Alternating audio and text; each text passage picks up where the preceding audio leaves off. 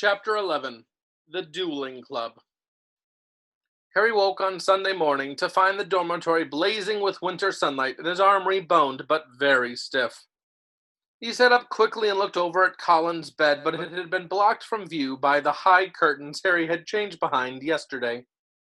Seeing that he was awake, Madame Pomfrey came bustling over with a breakfast tray and began bending and stretching his arm and fingers. "All in order," she said, as he clumsily fed himself porridge left-handed. "When you finish eating, you may leave." Harry dressed as quickly as he could and hurried off to Gryffindor Tower, desperate to tell Ron and Hermione about Colin and Dobby, but they weren't there. Harry left to look for them, wondering where they could have got to and feeling slightly hurt that they weren't interested in whether he had his bones back or not. As Harry passed the library, Percy Weasley strolled out of it, looking in far better spirits than last time they'd met. "Oh, hello, Harry," he said. "Excellent flying yesterday, really excellent. Gryffindor have just taken the lead for the House Cup. You earned 50 points. "You haven't seen Ron or Hermione, have you?" said Harry. "No, I haven't," said Percy, his smile fading. "I hope Ron's not in another girl's toilet." Harry forced a laugh, watched Percy out of sight, and then headed straight for Moaning Myrtle's bathroom. He couldn't see why Ron and Hermione would be in there again, but after making sure that neither Filch nor any prefects were around, he opened the door and heard their voices coming from a locked cubicle. "It's me," he said, closing the door behind him. There was a clunk, a splash, and a gasp from within the cubicle, and he saw Hermione's eyes peering through the keyhole. "Harry," she said, "you gave us such a fright. Come in. How's your arm?" "Fine," said Harry, squeezing into the cubicle. An old cauldron was perched on the toilet, and a crackling from under the rim told Harry they had lit a fire beneath it. Conjuring a portable waterproof fire was a specialty of Hermione's. "We'd have come to meet you, but we decided to get started on the polyjuice potion," Ron explained, as Harry with difficulty locked the cubicle again. "We've decided this is the safest place to hide it." Harry started to tell them about Colin, but Hermione interrupted. "We already know. We heard Professor McGonagall telling Professor Flitwick this morning. That's why we decided we'd better get going."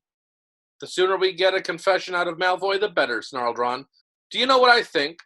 He was in such a foul temper after the Quidditch match, he took it out on Colin." "There's something else," said Harry, watching Hermione tearing bundles of knotgrass and throwing them into the potion. "Dobby came to visit me in the middle of the night." Ron and Hermione looked up, amazed. Harry told them everything Dobby had told him, or hadn't told him. Ron and Hermione listened with their mouths open. "The Chamber of Secrets has been opened before," said Hermione. "This settles it," said Ron in a triumphant voice. "Lucius Malfoy must have opened the chamber when he was at school here, and now he's told dear old Draco how to do it. It's obvious. Wish Dobby told you what kind of monster's in there, though. I want to know how come nobody's noticed it sneaking around the school." "Maybe it can make itself invisible," said Hermione, prodding leeches to the bottom of the cauldron. "Or maybe it can disguise itself, pretend to be a suit of armor or something. I've read about chameleon ghouls." "You read too much, Hermione," said Ron, pouring dead lace wings on top of the leeches. He crumpled up the empty lace wing bag and looked around at Harry. "So, Dobby stopped us getting on the train and broke your arm." He shook his head. "You know what, Harry? If he doesn't stop trying to save your life, he's going to kill you." The news that Colin Creevey had been attacked and was now lying as though dead in the hospital wing had spread through the entire school by Monday morning. The air was suddenly thick with rumor and suspicion. The first years were now moving around the castle in tight-knit groups, as though scared they would be attacked if they ventured forth alone. Ginny Weasley, who sat next to Colin Creevey in Charms, was distraught, but Harry felt that Fred and George were going the wrong way about cheering her up. They were taking it in turns to cover themselves with fur or boils or jump out at her from behind statues. They only stopped when Percy, apoplectic with rage, told them he was going to write to Mrs. Weasley and tell her Ginny was having nightmares. Meanwhile, hidden from the teachers, a roaring trade in talismans, amulets, and other protective devices was sweeping the school. Neville Longbottom bought a large, evil-smelling green onion, a pointed purple crystal, and a rotting newt tail before the other Gryffindor boys pointed out that he was in no danger. He was a pureblood and therefore unlikely to be attacked. "They went for Filch first," Neville said, his round face fearful. "And everyone knows I'm almost a squib." In the second week of December, Professor McGonagall came around as usual, collecting names of those who would be staying at school for Christmas. Harry, Ron, and Hermione signed their list. They had heard that Malfoy was staying, which struck them as very suspicious. The holidays would be the perfect time to use the Polyjuice Potion and try to worm a confession out of him. Unfortunately, the potion was only half finished. They still needed the bicorn horn and the boomslang skin, and the only place they were going to get them was from Snape's private stores. Harry privately felt he'd rather face Slytherin's legendary monster than have Snape catch him robbing his office. What we need, said Hermione briskly, as Thursday afternoon's double potions lesson loomed nearer, is a diversion. Then one of us can sneak into Snape's office and take what we need. Harry and Ron looked at her nervously. I think I'd better do the actual stealing, Hermione continued in a matter-of-fact tone. You two will be expelled if you get in any more trouble, and I've got a clean record. So all you need to do is cause enough mayhem to keep Snape busy for 5 minutes or so. Harry smiled feebly. Deliberately causing mayhem in Snape's potions class was about as safe as poking sleeping dragons in the eye. Potions lessons took place in one of the large dungeons. Thursday afternoon's lesson proceeded in the usual way. 20 cauldrons stood steaming between the wooden desks, on which stood brass scales and jars of ingredients. Snape prowled through the fumes, making waspish remarks about the Gryffindor's work, while the Slytherin sniggered appreciatively. Draco Malfoy, who was Snape's favorite student, kept flicking pufferfish eyes at Ron and Harry, who knew if they retaliated, they would get detention faster than you could say unfair. Harry's swelling solution was far too runny, but he had his mind on more important things. He was waiting for Hermione's signal, and he hardly listened as Snape paused to sneer at his watery potion. When Snape turned and walked off to bully Neville, Hermione caught Harry's eye and nodded. Harry ducked swiftly down behind his cauldron, pulled one of Fred's filibuster fireworks out of his pocket, and gave it a quick prod with his wand. The firework began to fizz and sputter. Knowing he had only seconds, Harry straightened up, took aim, and lobbed it into the air. It landed right on target in Goyle's cauldron. Goyle's potion exploded, showering the whole class. People shrieked as splashes of the swelling solution hit them. Malfoy got a faceful and his nose began to swell like a balloon.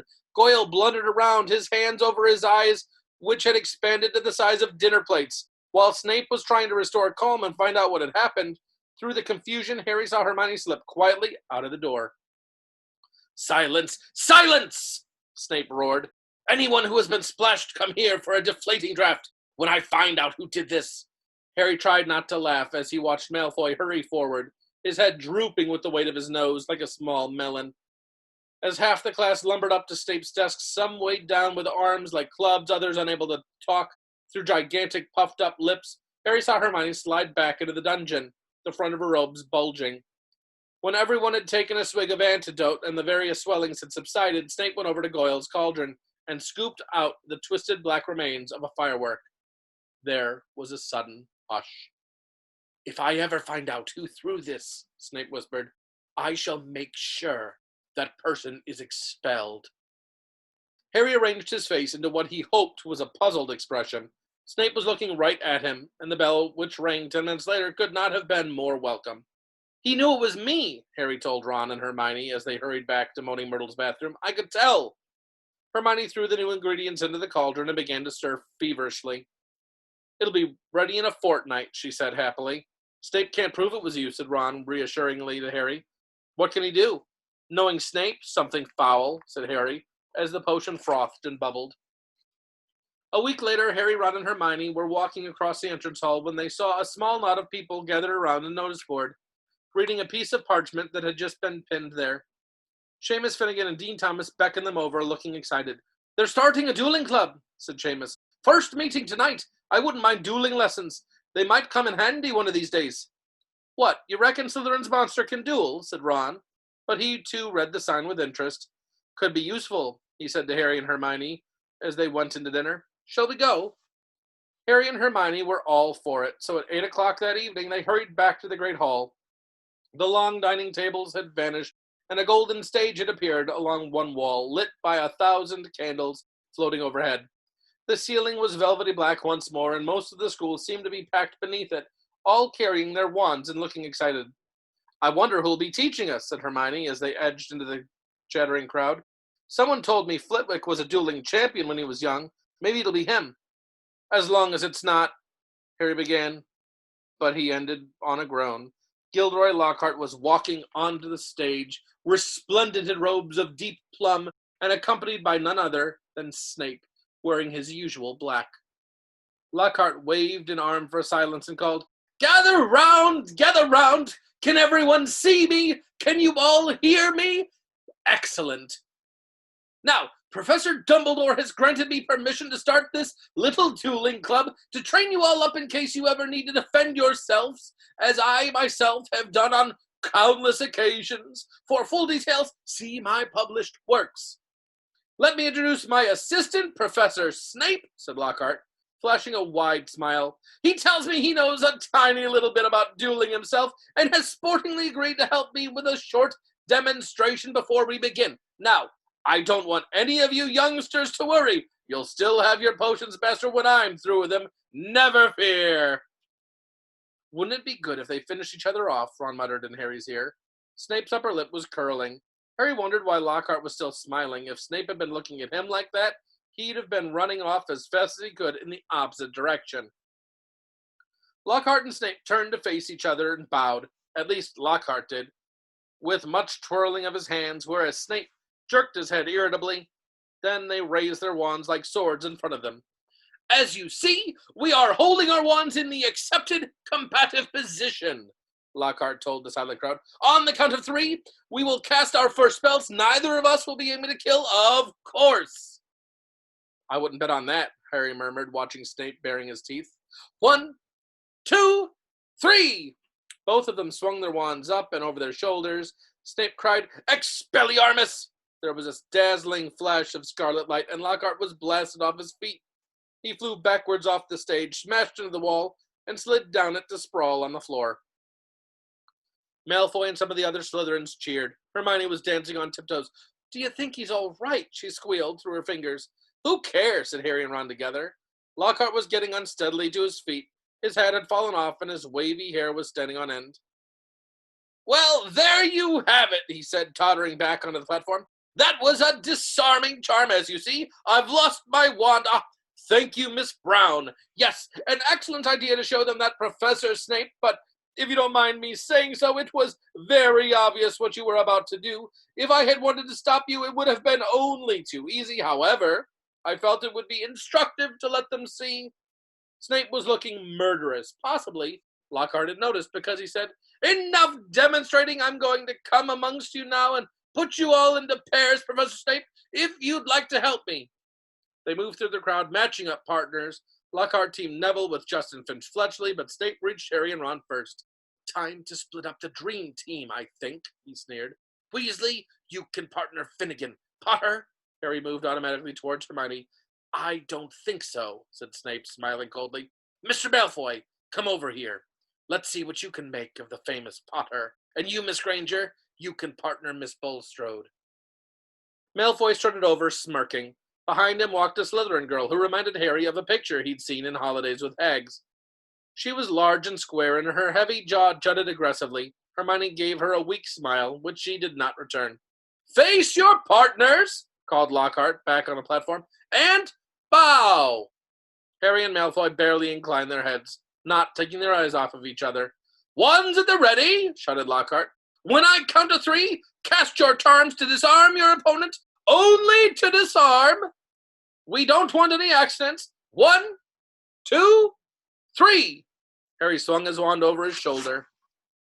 But Malfoy had already started on 2. His spell hit Harry so hard he felt as though he'd been hit over the head with a saucepan. He stumbled, but everything still seemed to be working, and wasting no more time, Harry pointed his wand straight at Malfoy and shouted, "Rictum Sempra!" A jet of silver light hit Malfoy in the stomach, and he doubled up, wheezing. "I said disarm only!" Lockhart shouted in alarm over the heads of the battling crowd as Malfoy sank to his knees. Harry had hit him with a tickling jinx, and he could barely move for laughing. Harry hung back with a vague feeling it would be unsporting to bewitch Malfoy while he was on the floor. But this was a mistake. Gasping for breath, Malfoy pointed his wand at Harry's knees, choked, "Talent Allegra!" And the next second, Harry's legs had begun to jerk around out of his control in a kind of quick step. "Stop! Stop!" screamed Lockhart, but Snape took charge. "Finite incantatem!" he shouted. Harry's feet stopped dancing, Malfoy stopped laughing, and they were all able to look up. A gaze of greenish smoke was hovering over the scene. Both Neville and Justin were lying on the floor panting. Ron was holding up an ashen-faced Seamus, apologizing for whatever his broken wand had done. But Hermione and Millicent Bulstrode were still moving. Millicent had Hermione in a headlock, and Hermione was whimpering in pain. Both their wands lay forgotten on the floor. Harry leapt forward and pulled Millicent off. It was difficult. She was a lot bigger than he was. "Dear, dear," said Lockhart, skittering through the crowd, looking at the aftermath of the duels. "Up you get, Macmillan. Careful there, Miss Fawcett. Pinch it hard. It'll stop bleeding in a second, Boot." "I think I'd better teach you how to block unfriendly spells," said Lockhart, standing flustered in the middle of the hall. He glanced at Snape, whose black eyes glinted, and looked quickly away. "Let's have a volunteer pair. Longbottom and Finch Fletchley, how about you?" "A bad idea, Professor Lockhart," said Snape, gliding over like a large and malevolent bat. "Longbottom causes devastation with the simplest spells. We'll be sending what's left of Finch Fletchley up to the hospital wing in a matchbox." Neville's round pink face went pinker. "How about Malfoy and Potter?" said Snape, with a twisted smile. "Excellent idea," said Lockhart, gesturing Harry and Malfoy into the middle of the hall as the crowd backed away to give them room. "Now, Harry," said Lockhart, "when Draco points his wand at you, you do this." He raised his own wand, attempted a complicated sort of wiggle action, and dropped it. Snape smirked as Lockhart quickly picked it up, saying, "Whoops, my wand is a little overexcited." Snape moved closer to Malfoy, bent down and whispered something in his ear. Malfoy smirked too. Harry looked nervously up at Lockhart and said, "Professor, could you show me that blocking thing again?" "Scared," muttered Malfoy so that Lockhart couldn't hear him. "You wish," said Harry out of the corner of his mouth. Lockhart cuffed Harry merrily on the shoulder. "Just do what I did, Harry." "What, drop my wand?" But Lockhart wasn't listening. "3, 2, 1, go," he shouted. Malfoy raised his wand quickly and bellowed, "Serpensortia!" The end of the wand exploded. Harry watched aghast as a long black snake shot out of it, fell heavily onto the floor between them, and raised itself, ready to strike. There were screams as the crowd backed swiftly away, clearing the floor. "Don't move, Potter," said Snape lazily, clearly enjoying the sight of Harry standing motionless, eye to eye with the angry snake. "I'll get rid of it." "Allow me!" shouted Lockhart. He brandished his wand at the snake, and there was a loud bang. The snake, instead of vanishing, flew 10 feet into the air and fell back to the floor with a loud smack. Enraged, hissing furiously, it slithered straight towards Justin Finch Fletchley and raised itself again, fangs exposed, poised to strike. Harry wasn't sure what made him do it. He wasn't even aware he decided to do it. All he knew was that his legs were carrying him forward as though he was on casters, and that he had shouted stupidly at the snake, "Leave him!" And miraculously, inexplicably, the snake slumped to the floor, docile as a thick black garden hose, its eyes now on Harry. Harry felt the fear drain out of him. He knew the snake wouldn't attack anyone now. Though he knew it, he couldn't have explained.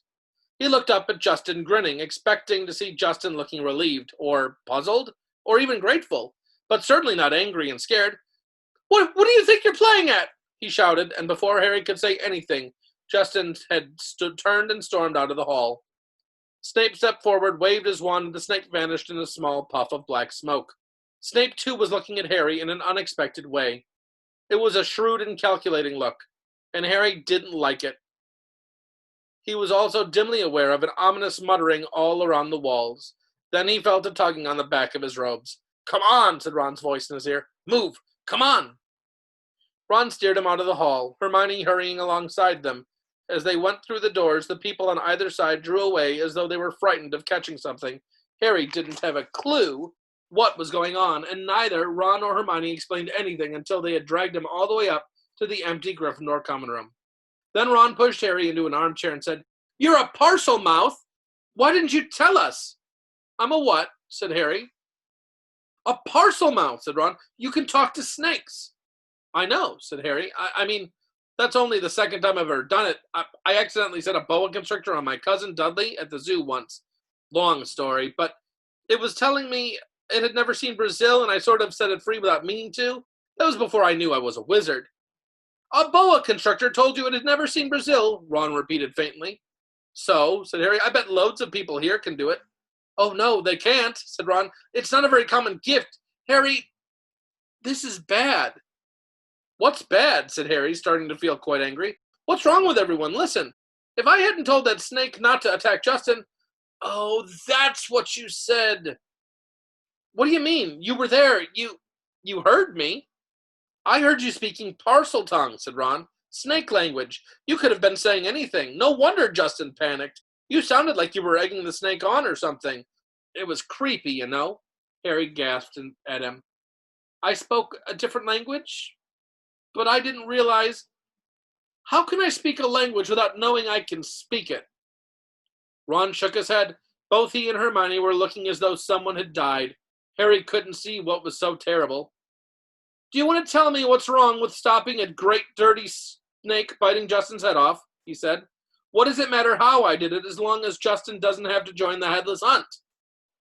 It matters, said Hermione, speaking at last in a hushed voice, because being able to talk to snakes was what Salazar Slytherin was famous for.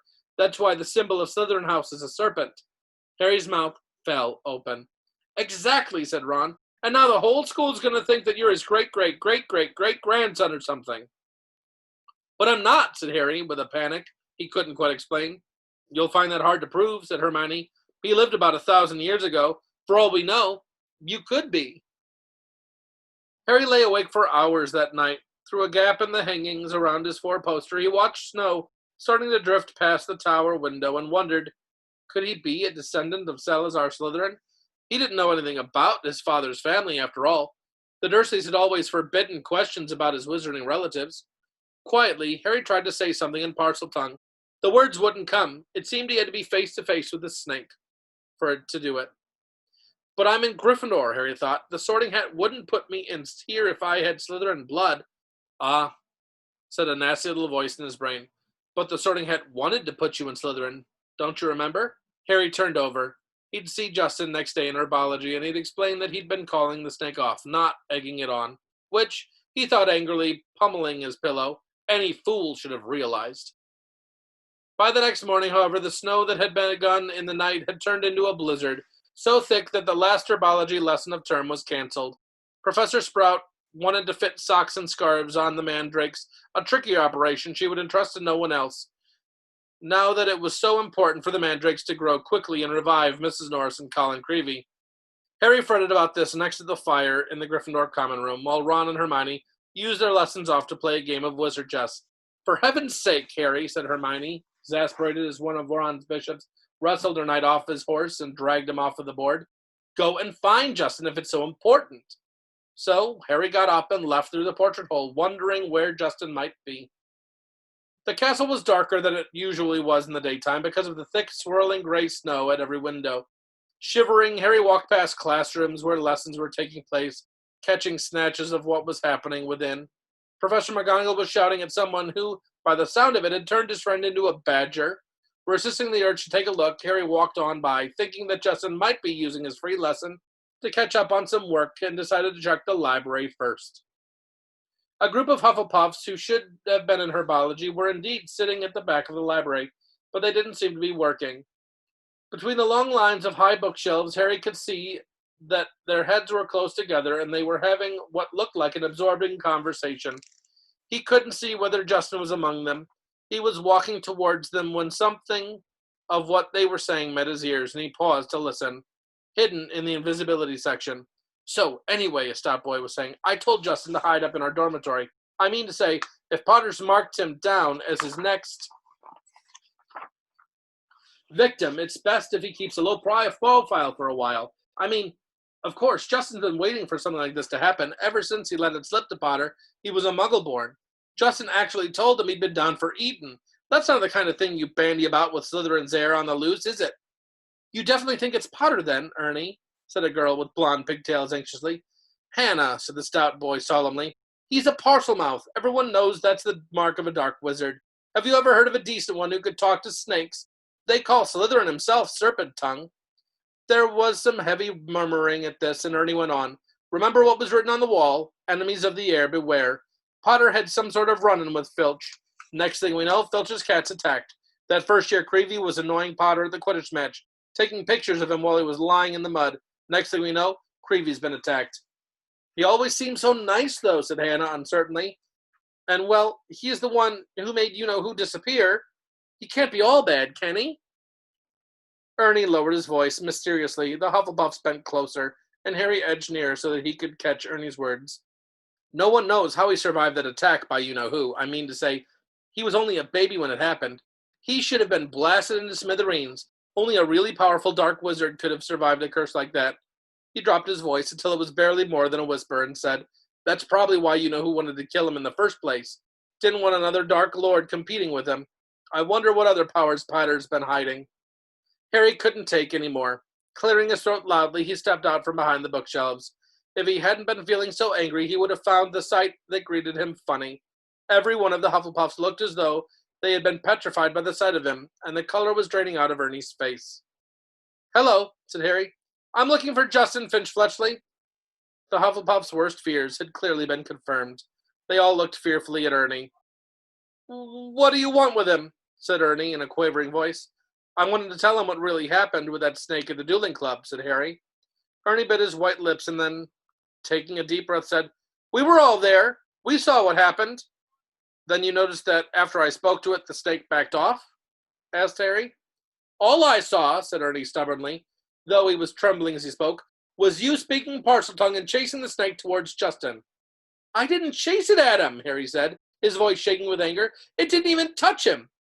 It was a very near miss, said Ernie. And in case you're getting any ideas, he added hastily, I might tell you that you can trace my family back through 9 generations of witches and warlocks, and my blood's as pure as anyone's, so I don't care what sort of blood you've got, said Harry fiercely.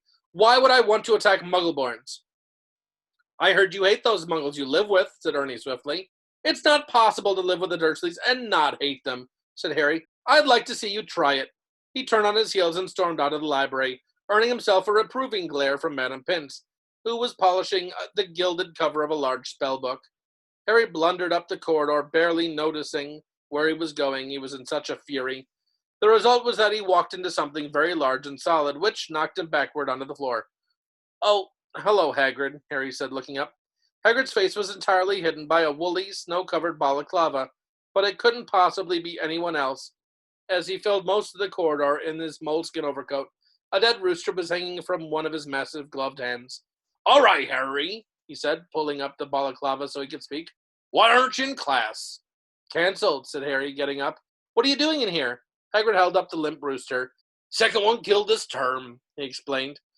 It's either foxes or a blood-sucking bugbear, and I need the headmaster's permission to put a charm round the hen coop. He peered more closely at Harry from under a thick, snow-flecked eyebrows. You sure you're all right? You look all hot and bothered. Harry couldn't bring himself to repeat what Ernie and the rest of the Hufflepuffs had been saying about him. It's nothing, he said. I'd better get going, Hagrid. It's Transfiguration next, and I've got to pick up my books. He walked off, his mind still full of what Ernie had said about him. Justin's been waiting for something like this to happen ever since he let slip to Potter he was a Muggle-born. Harry stamped up the stairs and turned along another corridor, which was particularly dark. The torch had been extinguished by a strong icy draft, which was blowing through a loose window pane. He was halfway down the passage when he tripped headlong over something lying on the floor. He turned to squint at what he had fallen over and felt as though his stomach had dissolved. Justin Finch-Fletchley was lying on the floor, rigid and cold, a look of shock frozen on his face, his eyes staring blankly at the ceiling, and that wasn't all. Next to him was another figure, the strangest sight Harry had ever seen. It was nearly Headless Nick, no longer pearly white and transparent, but black and smoky, floating immobile and horizontal, 6 inches off of the floor. His head was half off, and his face wore an expression of shock identical to Justin's. Harry got to his feet, his breathing fast and shallow, his heart doing a kind of drum roll against his ribs. He looked wildly up and down the deserted corridor and saw a line of spiders scuttling as fast as they could away from the bodies. The only sounds were the muffled voices of teachers from the classes on either side. He could run, and no one would ever know he had been there, but he couldn't just leave them lying here. He had to get help. Would anyone believe he hadn't had anything to do with this? As he stood there, panicking, a door right next to him opened with a bang. Peeves the poltergeist came shooting out. Why, it's Potty Wee Potter! Cackled Peeves, knocking Harry's glasses askew as he bounced past him. What's Potter up to? Why is Potter lurking? Peeves stopped halfway through the midair somersault. Upside down, he spotted Justin and nearly Headless Nick.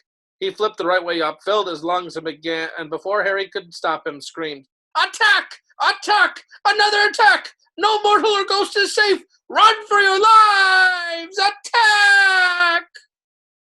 Crash, crash, crash! Door after door flew open along the corridor, and people flooded out. For several long minutes there was a scene of such confusion that Justin was in danger of being squashed, and people kept standing and nearly had the snick. Harry found himself pinned against the wall as the teacher shouted for quiet. Professor McGonagall came running, followed by her own class, one of whom still had black and white striped hair. She used her wand to set off a loud bang, which restored silence and ordered everyone back into their classes. No sooner had the scene cleared somewhat than Ernie the Hufflepuff arrived, panting on the scene. "Caught in the act!" Ernie yelled, his face stark white, pointing his finger dramatically at Harry. "That'll do, Macmillan," said Professor McGonagall sharply. Peeves was bobbing overhead, now grinning wickedly, surveying the scene. Peeves always loved chaos. As the teachers bent over Justin and nearly had the snick, examining them, Peeves broke into song. "Oh, Potter, you rotter! Oh, what have you done? You're killing off students! You think it's good fun!" "That's enough, Peeves!" barked Professor McGonagall, and Peeves zoomed backwards with his tongue out at Harry. Justin was carried up to the hospital wing by Professor Flitwick and Professor Sinistra of the astronomy department, but nobody seemed to know what to do for nearly had the snick. In the end, Professor McGonagall conjured a large fan out of thin air, which she gave to Ernie, with instructions to waft nearly had the snick up to the stairs. This Ernie did, fanning Nick along like a silent black hovercraft. This left Harry and Professor McGonagall alone together. "This way, Potter," she said. "Professor," said Harry at once, "I swear I didn't." "This is out of my hands, Potter," said Professor McGonagall curtly. They marched in silence around a corner, and she stopped before a large and extremely ugly stone gargoyle. "Sherbert Lemon," she said. This was evidently a password, because the gargoyle sprang suddenly to life and hopped aside as the wall behind him split in two. Even full of dread for what was coming, Harry couldn't fail to be amazed. Behind the wall was a spiral staircase, which was moving smoothly upwards, like an escalator. As he and Professor McGonagall stepped onto it, Harry heard the wall thud close behind them. They rose upwards in circles, higher and higher, until at last, slightly dizzy, Harry could see a gleaming oak door ahead, with a brass knocker in the shape of a griffin.